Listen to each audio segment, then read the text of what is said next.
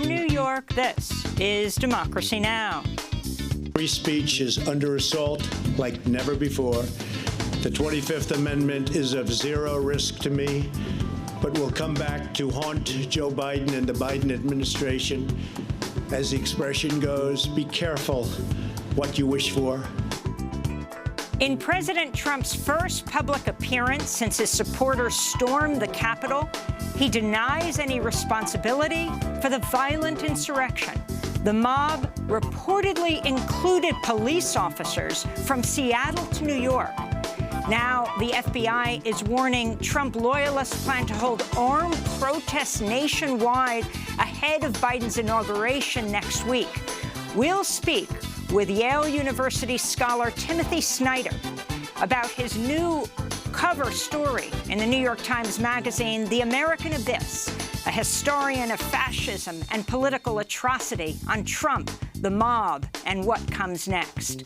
Then 4,327. That's the record-shattering one-day coronavirus death toll in the United States.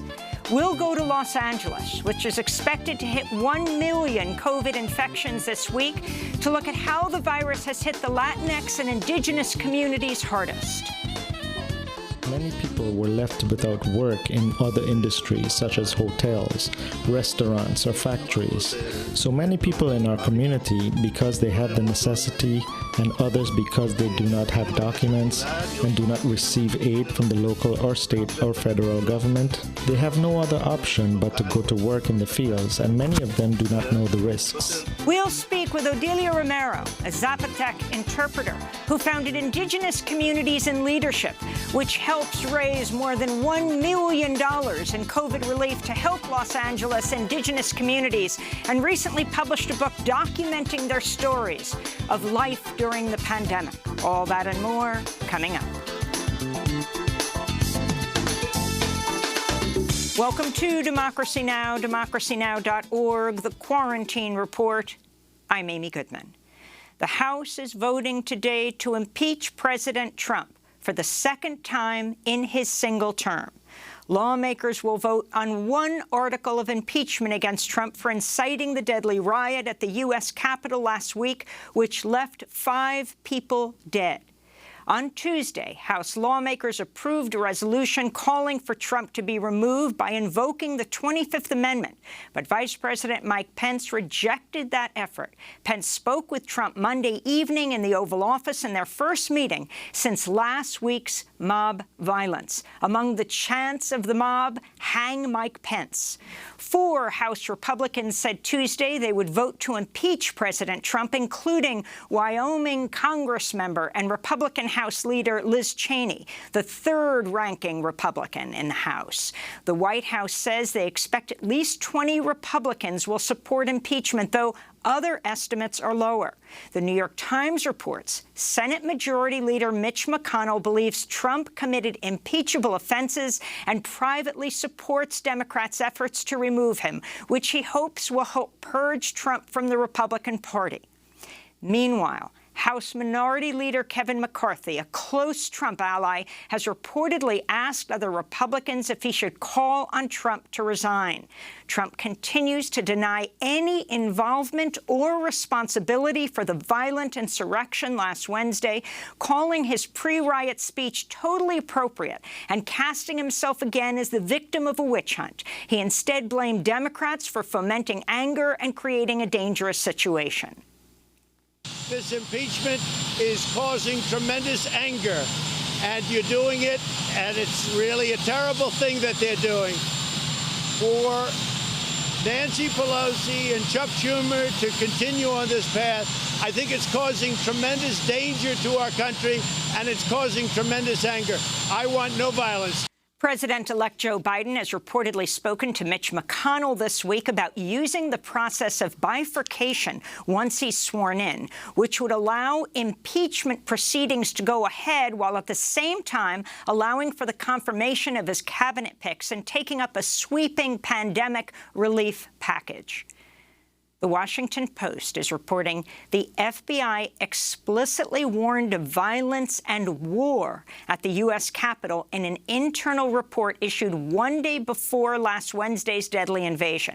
The report cited online posts, including one which said, quote, Congress needs to hear glass breaking, doors being kicked in, and blood from their BLM and Pantifa slave soldiers being spilled. Get violent. Stop calling this a march or rally or a protest. Go there ready for war. We get our president or we die, the statement said. Pantifa is a derogatory reference to Antifa or anti-fascist protesters. The military's Joint Chiefs of Staff have issued a rare joint message condemning the riot at the U.S. Capitol.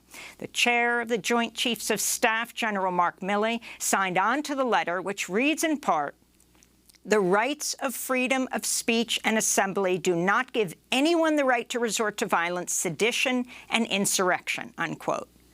Illinois Congressmember Brad Schneider is at least the third lawmaker to test positive for COVID-19 following the Capitol Hill lockdown, during which multiple Republican lawmakers refused to wear face masks in cramped isolation spaces with their Democratic colleagues. The House adopted a new rule Tuesday which would fine lawmakers if they refuse to wear a face mask on the floor. They will face a $500 fine for the first offense, and a second strike incurs a $2,500 fine, which would be deducted from their pay. New Jersey Democrat Congressmember Mikey Sherrill said Tuesday she witnessed unnamed Republican colleagues giving reconnaissance tours one day before the riot, and that she would make sure those lawmakers are held accountable. Meanwhile, New York Congressmember Alexandria Ocasio-Cortez says she had a, quote, very close encounter during the Capitol siege, during which she feared for her life. She refrained from providing further details, but said in an Instagram Live post Tuesday her fellow right-wing Congress members contributed to her fears that day. I myself did not even feel safe going to that extraction point because there were QAnon and white supremacist sympathizers and, frankly, white supremacist members of Congress in that extraction point who I know and who I had felt would disclose my location. Ali Alexander, a leader of last week's so-called Stop the Steal riot, has said 3 Republican House members helped organize last week's violent attack on the Capitol: House Freedom Caucus head, Congressmember Andy Biggs, Paul Gosar of Arizona, and Mo Brooks of Alabama.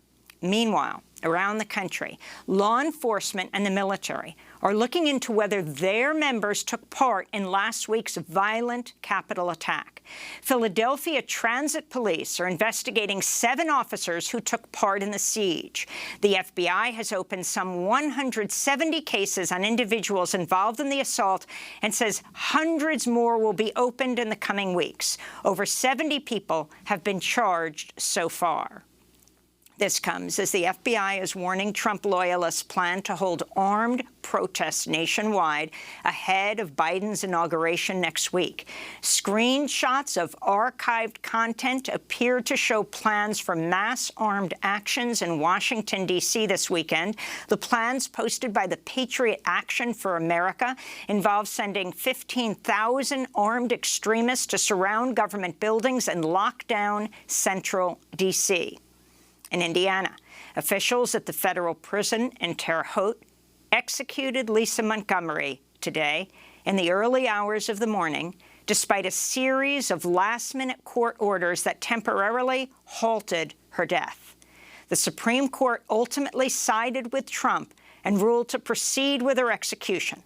Montgomery was the only woman on federal death row and the first woman to be executed by the U.S. government in nearly 70 years.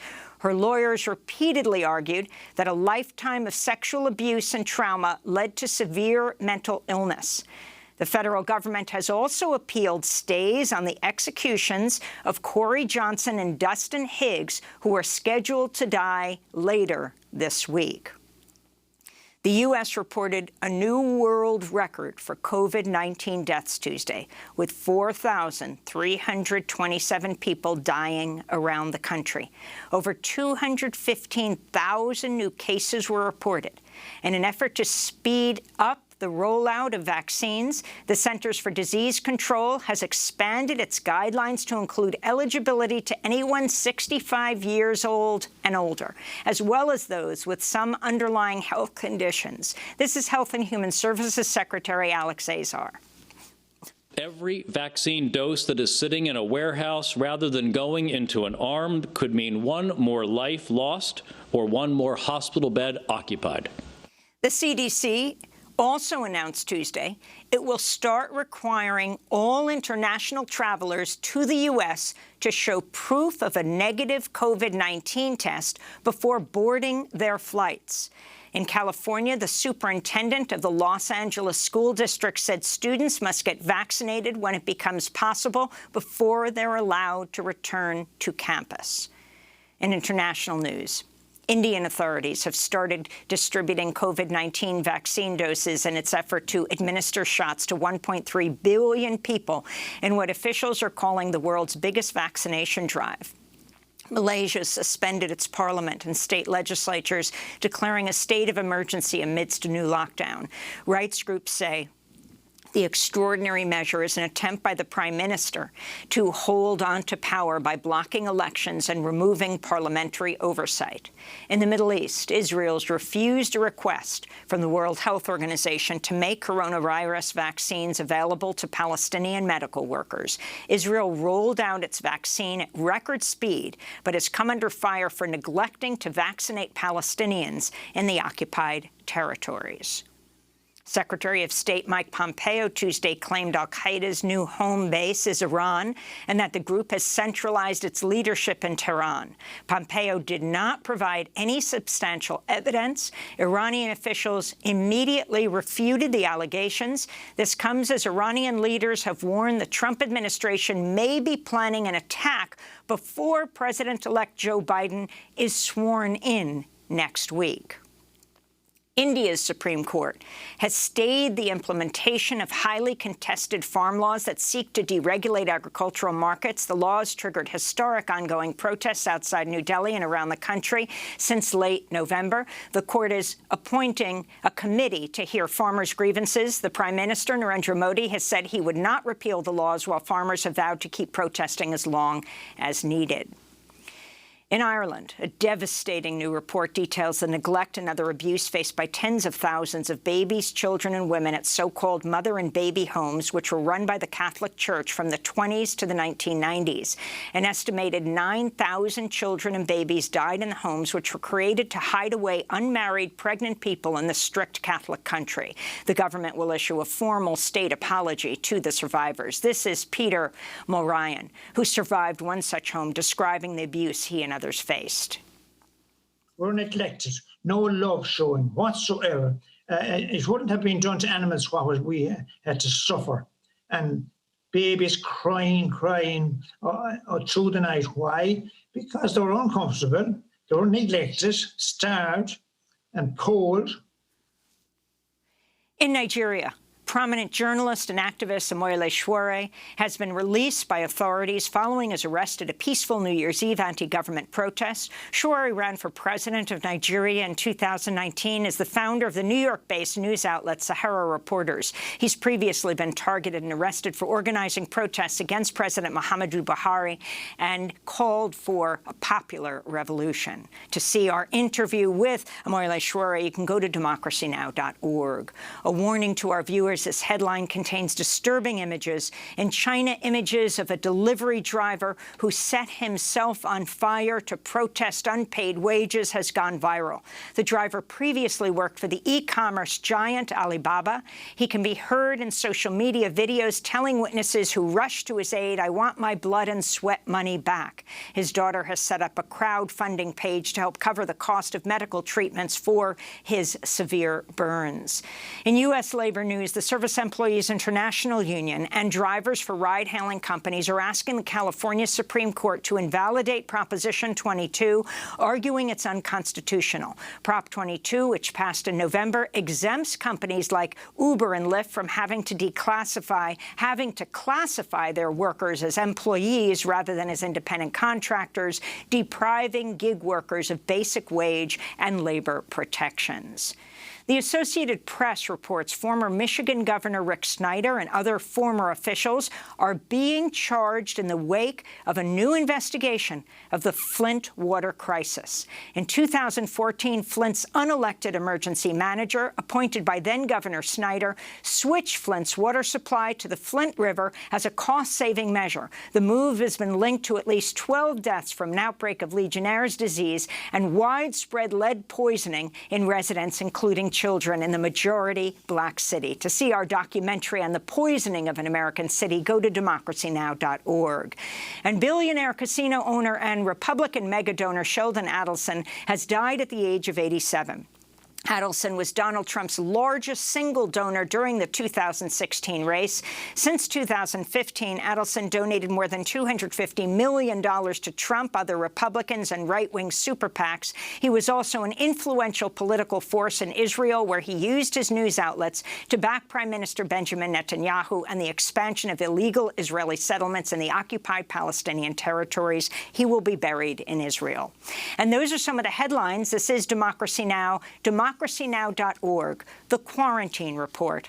When we come back, we turn to Yale scholar Timothy Snyder, talking about the American abyss. Yes, a historian of fascism and political atrocity on Trump, the mob, and what comes next. Stay with us.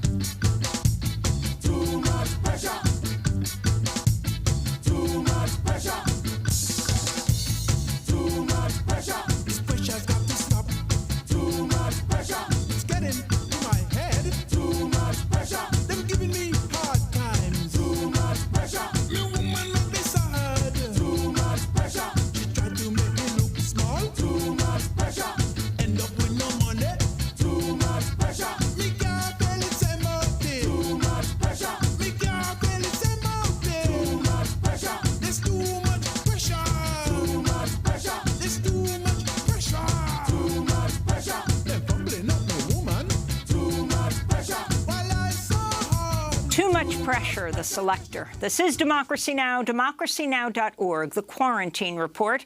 I'm Amy Goodman in New York, joined by my co-host Juan González in New Brunswick, New Jersey. Hi, Juan. Hi, Amy, and welcome to all of our listeners and viewers across the country and around the world. Well, history is being made today in Washington, D.C., as the House is voting to impeach President Trump for a second time. That's 1 week after he encouraged a violent mob to fight like hell and attack the Capitol as members of Congress voted to ratify Joe Biden's Electoral College victory in the 2020 election. The deadly siege so enraged Senate Majority Leader Mitch McConnell that he's now reportedly privately backing impeachment, along with a growing number of Republicans, including Congressmember Liz Cheney of Wyoming, the third-ranking Republican in the House. On Tuesday, Vice President Pence rejected a call from the House to invoke the 25th Amendment to the Constitution to remove Trump from office. Meanwhile, several Republican lawmakers bypassed metal detectors to enter the House floor that were installed after last week's deadly attack, including the newly elected Colorado Republican QAnon supporter, Congressmember Lauren Boebert, who vowed in a viral video to carry a gun in the Capitol. Far from the commotion, President Trump surrounded himself with supporters during a visit to the border wall in Alamo, Texas. In his first public appearance since the violence at the Capitol, he continued to deny any involvement with or responsibility for the violent insurrection. This comes as the Washington Post reports the FBI explicitly warned of violence and war at the U.S. Capitol in an internal report issued one day before last Wednesday's deadly Capitol invasion. And police officers from Seattle to New York are under investigation for participating in storming the Capitol, along with members of the New York Fire Department and apparently 7 Philadelphia Transit police officers. 2 black officers who defended the Capitol during the attack confirmed to BuzzFeed News that some of the insurgents they came face-to-face with were off-duty cops. Others were reportedly former military service members. On Tuesday, the Joint Chiefs of Staff sent a reminder to members of the armed forces that, quote, the rights of freedom of speech and assembly do not give anyone the right to resort to violence, sedition, and insurrection, unquote. The FBI has opened some 170 cases on individuals involved in the assault and says hundreds more will be opened in the coming weeks. Over 70 people have been charged so far. Now the FBI is warning Trump loyalists plan to hold armed protests nationwide ahead of Biden's inauguration next week.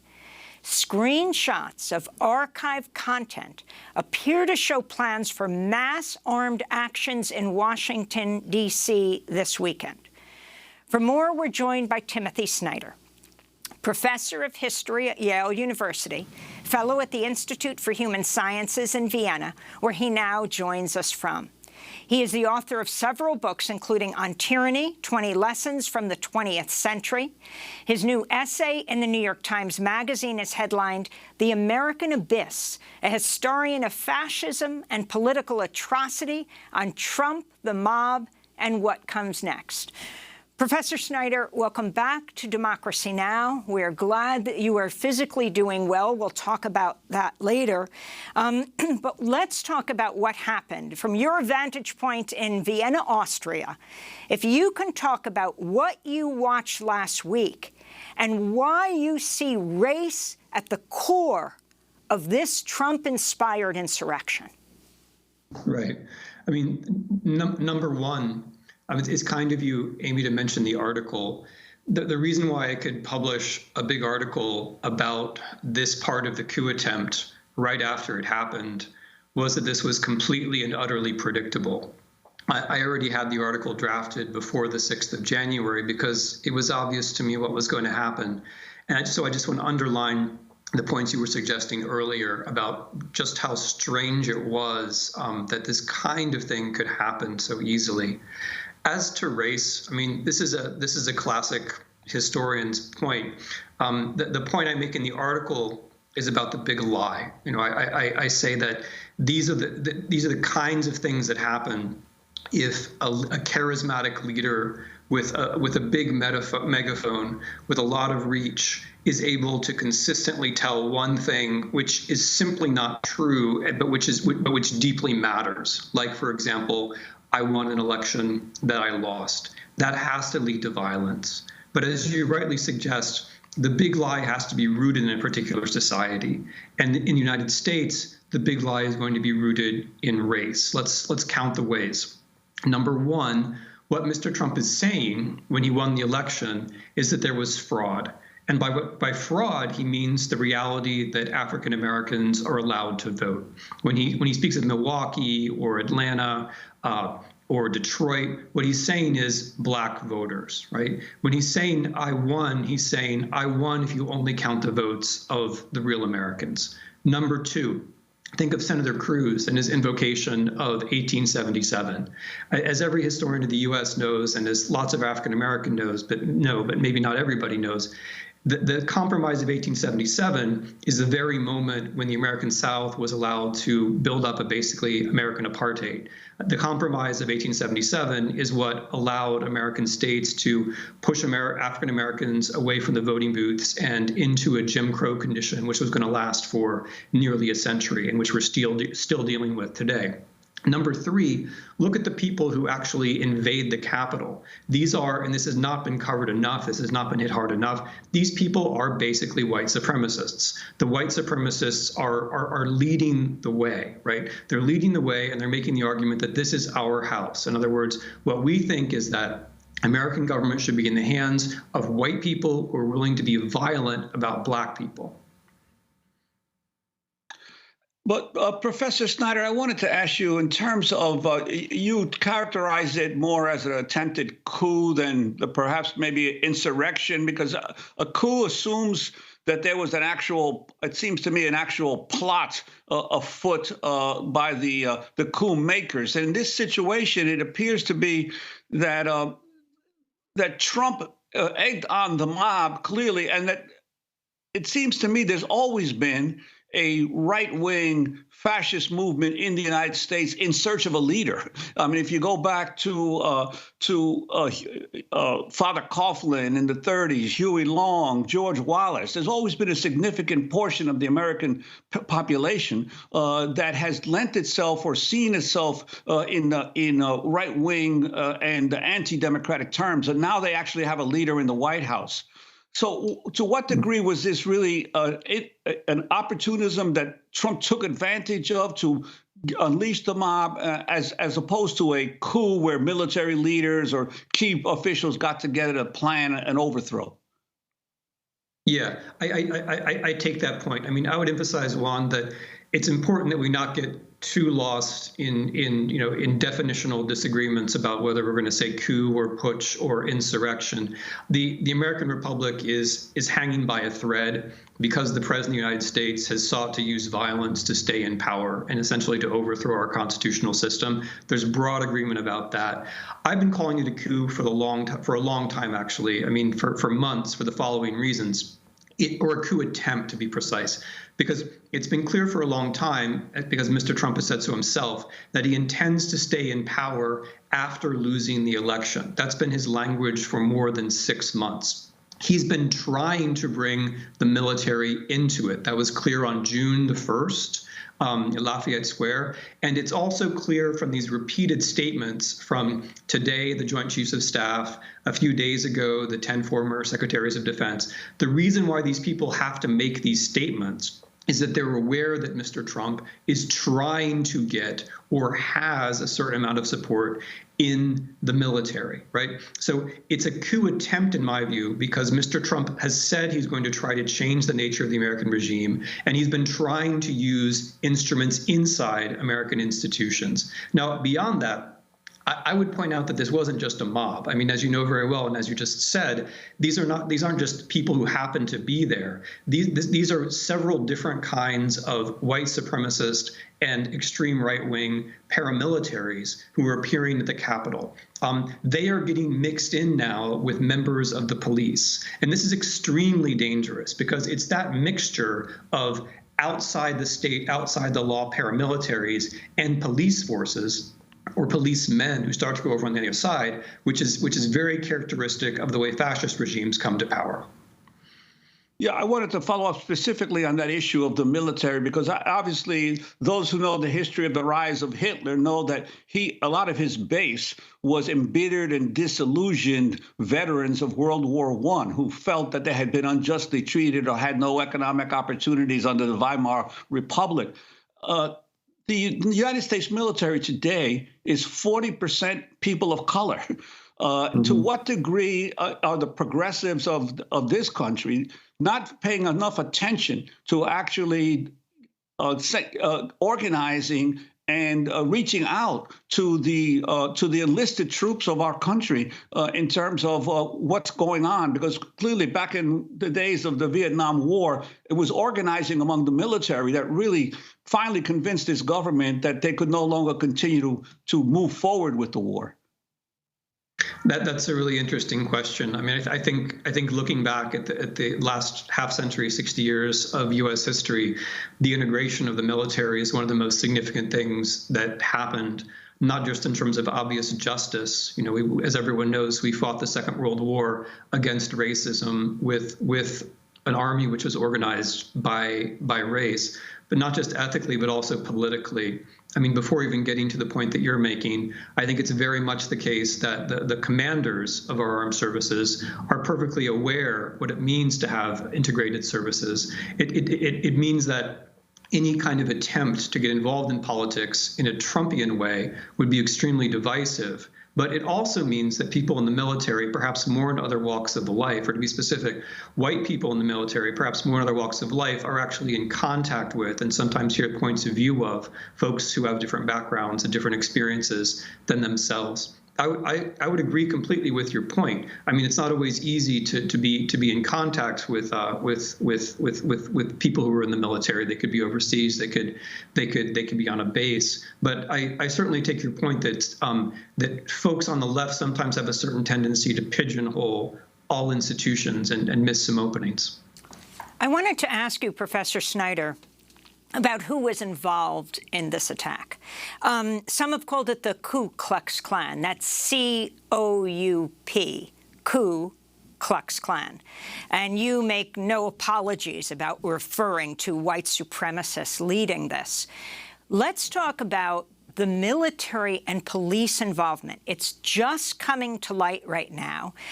It looked like this sort of disorderly array of people who took an opportunity last week. But now, as more and more video is coming out, it may well be that the front lines were quite well ordered. And now this latest news that the Seattle police were involved, that New York police officers were involved, that Philadelphia transit officers came down en masse, that PSYOPs person, at least one, was involved, psychological operations. Talk about this. Okay, well, I mean, number one, when we talk about the coup plotters, just to make the obvious point, the most important is Donald Trump himself, who has been creating the psychological and the moral environment that makes this possible by telling a big lie in which he is a victim and people who voted for him are victims. I think in the second rank, we have to put Senators Cruz and Hawley. It's extremely important that these senators decided to make of January 6th a kind of carnival of mendacity in which they were going to exploit their official position in order to tell the big lie, and an occasion which should be formal and solemn. I think that makes them the second ranks of the plotters. Number three, as you say, there was a good deal of organization taking place, and the Anti-Defamation League and other non-governmental organizations were tracking this. But not able to get very much of a hearing, it seems to me, from government institutions. I mean, as a spectator from a long way away, it was obvious to me, as I say, that something like this was going to happen. I think, Amy, what follows from this is that in this interval between impeachment, which is going to now happen, and a trial, which I'm going to bet is going to happen after Biden's 100 days, there should be something like an independent blue ribbon commission of forensics experts, digital forensics experts, historians, national security people, lawyers, and activists who put together a beautiful and organized and fact-based report about what happened, so that 3 months from now, when there's a Senate vote, which I believe there will also be this document that makes it clear how people should vote, but also a document which can go down in history. Because, I mean, other days in infamy compared to this one don't compare. I mean, the January putsch is the day in infamy which we have to get right for historical purposes. If this becomes a myth of victimhood, if this becomes, as Mr. Trump says, something we should treasure, then the country is in trouble. We need to get the facts right and the history right and the story right on this one. And Professor Snyder, where do you see the Republican Party and Donald Trump going after Biden is inaugurated? Clearly, the party had hitched its star to Trump, and now there is enormous upheaval within it in terms of the road ahead. Yeah, I mean, I'm not many people think this, but I'll go out on a limb and say it. I think it's going to be hard for Mr. Trump to continue to reside in the United States of America. He has a lot of debt, and he's facing, even before the 6th of January, he was facing a number of criminal charges, or not facing directly, but being investigated for a number of criminal charges in New York. I think it's going to be hard for him to keep his feet in the United States of America. Perhaps I'm wrong. As for the Republican Party, I mean, my way of seeing it, as I lay out in that article, American Abyss, is that the largest group of Republicans are people that you could call the gamers, the ones who work the system with the gerrymandering, with the dark money, with the voter suppression, who are in favor of, the quote unquote democracy that we have in America now, the unfortunately very limited democracy we have, because they know how to work it. Then there's a smaller faction, which in the article I call the breakers. Those are people like Trump or Cruz or Hawley, who've understood that one could actually come to power in the United States by entirely non-democratic means, by way of the mob, by way of throwing an election and lying about it. And I think that fraction is going to be there. Then there's a third, still smaller group, which you could call the honorable few, the people who have positions that I might disagree with, but who believe in the rule of law and who believe in telling the truth, right? Like Kinzinger or like Cheney or like Mitt Romney. I think the interesting thing to watch for is whether the center of power in the Republican Party now shifts from, being the breakers and the gamers together to being the gamers and the honorable few together. I think that's now likely to happen. And it would be, frankly, a very good thing for the Republican Party, because the Republican Party, by way of generations of voter suppression, has now got itself into a cul-de-sac. It's got itself into a dead end, where what's happening now is honestly the only thing which can happen. If you don't try to win campaigns with policy, but you try to win them by gaming the system, eventually there are going to be people who say, hey, let's not game the system anymore. Let's just break the system. And that happened in January 2021. And there's nowhere to go from there except further down into chaos and blood. So I mean, the Republican Party is not my party, but I think this is an opportunity for them to regroup. And I hope a number of them will see it that way. So let's talk about what's going to happen in the coming days, what you expect. The word of all 50 capitals, state capitals, deeply concerned about attacks, the FBI warning about those attacks right through Inauguration Day. Then you have Congressmember, as you mentioned, third in line in the House, Republican leadership, Congressmember Cheney, who said there's never been a greater betrayal by a president of the United States of his office and oath to the Constitution. I will vote to impeach the president. Many are asking why it took her so long. But then privately, McConnell speaking with Biden and working out what would happen. Like today, he will be impeached by the House. But then a trial could determine if they convict President Trump, they could decide the sanctions, like he can never run again for public office or for president, could end the pensions and the millions of dollars people don't realize former presidents get, that kind of thing. But working out this bifurcation deal where Senate will work both on approving cabinet members, but then also holding a trial, whether it goes from the leadership of McConnell to the leadership of Schumer. Can you explain what will be taking place, and if you expect this time, unlike last time when Trump was impeached, that he will be convicted in the Senate? Well, you're asking a historian. I'm just going to answer as an American who doesn't know any more than you do, probably a lot less. I mean, my gut feeling about this is that it works very well for both Joe Biden and Mitch McConnell to have impeachment now and trial after 100 days of Biden. It works very well for Biden because he's got 100 days of stuff that he really needs to pass, and he needs to get his appointments made as quickly as possible, especially after this terribly chaotic transition. It works well for McConnell because it gets Republicans out of the heat of the moment, gives them some time to think about what happened.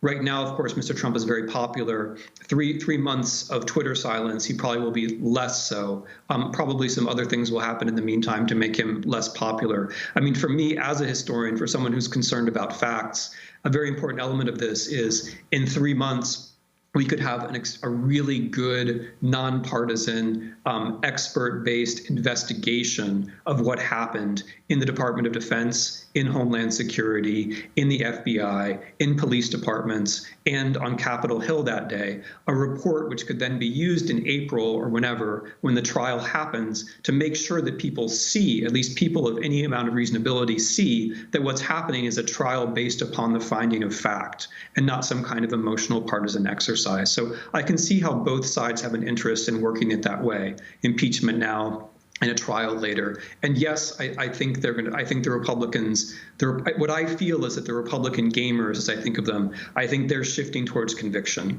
I think conviction is now a reality.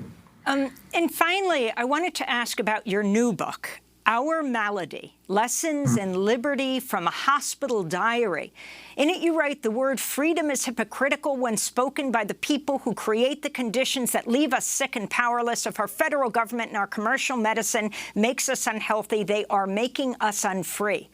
Since we last spoke, Professor Snyder, you almost died on New Year, Christmas Eve in 2019. If you can link what happened to you then and describe what happened to what we're seeing, this was pre-pandemic today. Well, I think there's a big misunderstanding in America about what freedom is, and you can see that in the behavior and comportment of a lot of the people who stormed the Capitol.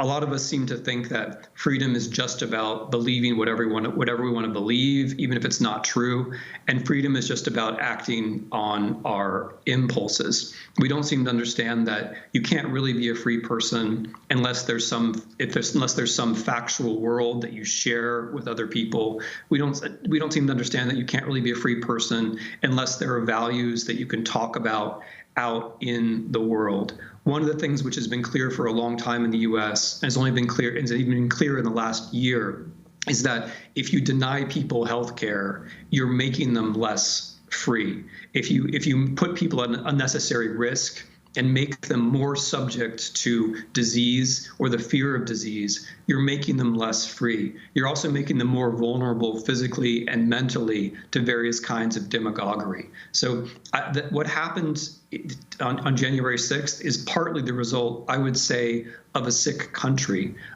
When you look at the people who carried this out, I mean, when you have a hard look at their comportment, at their faces, at the way they carried themselves, I mean, apart from all moral judgments, you're not looking at a healthy society there. So I think part of the renewal of American freedom in 2021 has to be the concept that we all have health as a human right, that Americans, people living on this territory of the United States of America, should have access to health as a human right, that health is one of the things that should come before profit. If we do that, we'll not only feel better and be freer, we'll recognize each other better as Americans because we'll be sharing in this together. So that's the way to bring it together. Thanks for the question. Well, thanks so much, Timothy Snyder, and thank God you recovered from your appendicitis, misdiagnosed from where you were to right here in the United States. Timothy Snyder, Yale University professor, fellow at the Institute for Human Sciences in Vienna, Austria, where he's speaking to us from.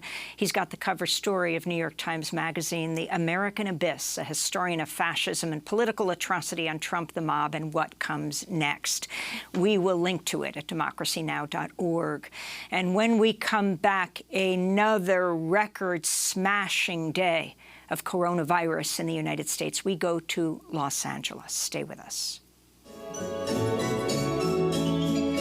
Tú eres la tristeza de mis ojos, que lloran en silencio por tu adiós. Me veo en el espejo y veo mi rostro, el tiempo que he sufrido por tu adiós. Obligo a que te olvide el pensamiento, pues siempre estoy pensando en el ayer. Prefiero estar dormida que despierta. Lola Beltran singing Amor Eterno. That's eternal love. This is Democracy Now! I'm Amy Goodman with Juan González. 4,327. That's the world record-shattering one-day coronavirus death toll in the United States. That's more than the total number of people who've died of COVID in South Korea. It's more than the total number of people who've died of COVID in Japan, again, through the entire pandemic. As the U.S. hits yet another COVID-19 world record, we go to California, where the epicenter, Los Angeles County, is expected to hit 1 million COVID-19 infections by the end of the week amidst reports of overflowing hospitals, record death tolls. With 1,600 deaths in the past week, L.A. is averaging a death every 6 minutes. The crisis point for Los Angeles comes as numbers soar across the state. On Monday, Governor Gavin Newsom said the state would open mass vaccination sites. We recognize that the current strategy is not going to get us to where we need to go as quickly as we all need to go. And so that's why we're speeding up the administration, not just for priority groups, but also now opening up large sites to do so, meaning Dodger Stadium, Padres Stadium, Cal Expo, these large mass vaccination sites. You start to see those coming up as early as this week. The virus has hit Latinx and Indigenous communities in Los Angeles the hardest as COVID-19 ravages working-class neighborhoods where many are essential workers. This is Dr. Edgar Chavez, who works in a community clinic in Los Angeles, speaking to NBC. It's really hard for us to see our population doing the work that nobody else wants to do, front-facing, exposing themselves to COVID, and then dying from COVID, and then not getting the health care that they need, not getting the vaccine fast enough. Los Angeles' indigenous communities from Mexico and Central America have been particularly impacted as they face both the crisis of COVID-19 and additional language barriers and lack of access to information and care. For more, we go to Los Angeles, where we're joined by Odilia Romero, co-founder and executive director of Indigenous Communities and Leadership, or Cielo, an indigenous women-led nonprofit that has raised over $1 million for coronavirus relief for LA's indigenous communities. It also recently published a book called a book, which I'm going to ask her to pronounce, documenting the stories of undocumented indigenous women from Mexico and Guatemala living in the midst of the pandemic. Odilia Romero is a Zapotec interpreter, has been an indigenous leader with the Binational Front of Indigenous Organizations for a quarter of a century. Odilia, welcome back to Democracy Now! Please, so I don't mispronounce it, tell us the name of your book, and then talk about the indigenous immigrant communities and what's happening now in the midst of this record-shattering pandemic. Good morning, Amy. Thank you for having me again. Padiush. The name of the book is Janurary, Palabra Mujer, or Women's Word. And what COVID and indigenous communities in LA County has been devastating. You know, every time I talk to someone in the community, the mechanic died, the healer died, the dancer died. And that is like every day we get to talk to people, and it's a tragedy. I spoke to someone yesterday, and they're like, already 8 people this week die in my community. Another woman told me 4 people die in my community.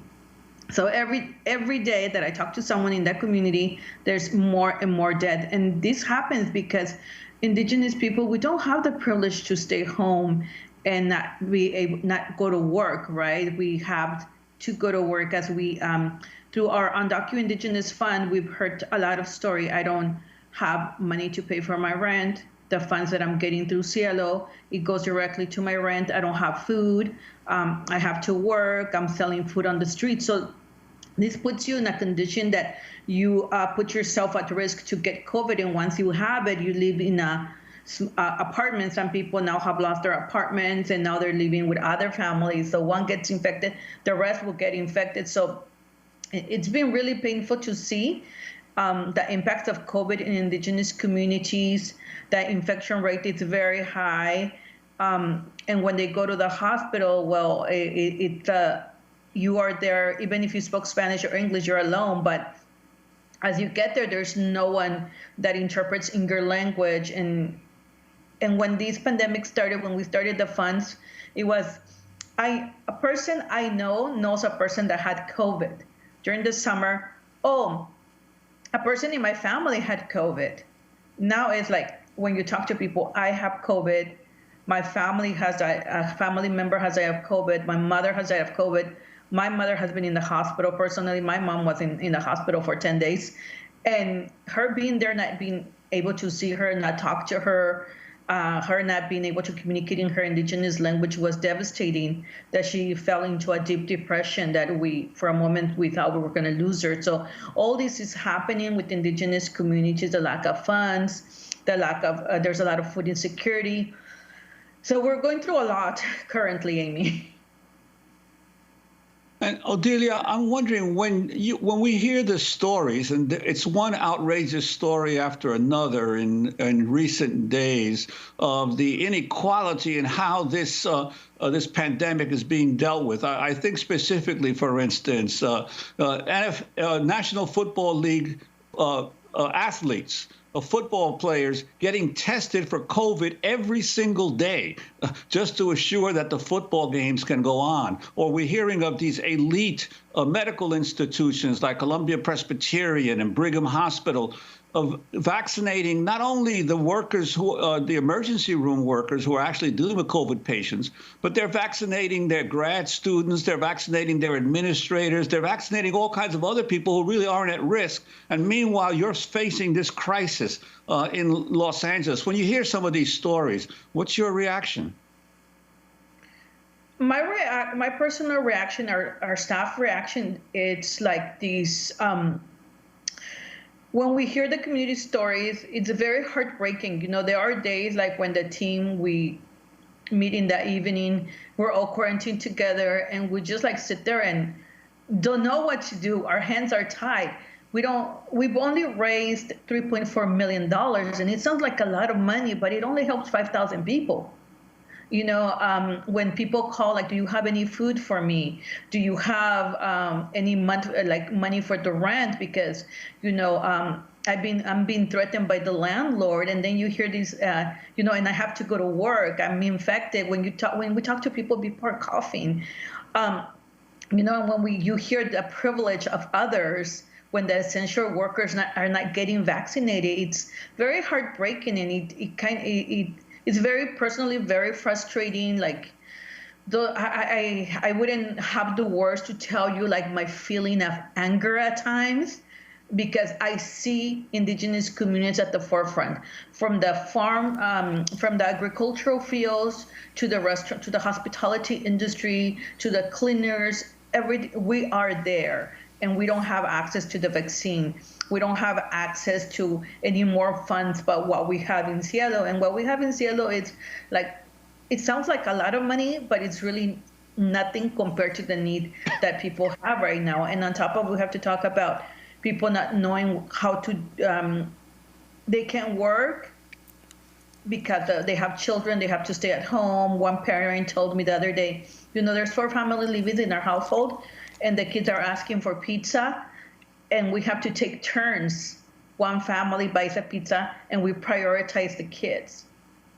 You know, some families have shared that now they're reducing their intake of food, and they prioritize the kids. So it's very heartbreaking. I'm wondering also, Odelia, I'm wondering also what's been the actions of Governor Newsom and the state at the state level to assist some of the most hard-hit communities, especially in places like Los Angeles, where a good percentage of the people are undocumented and cannot partake of any of the assistance handed down by the federal government.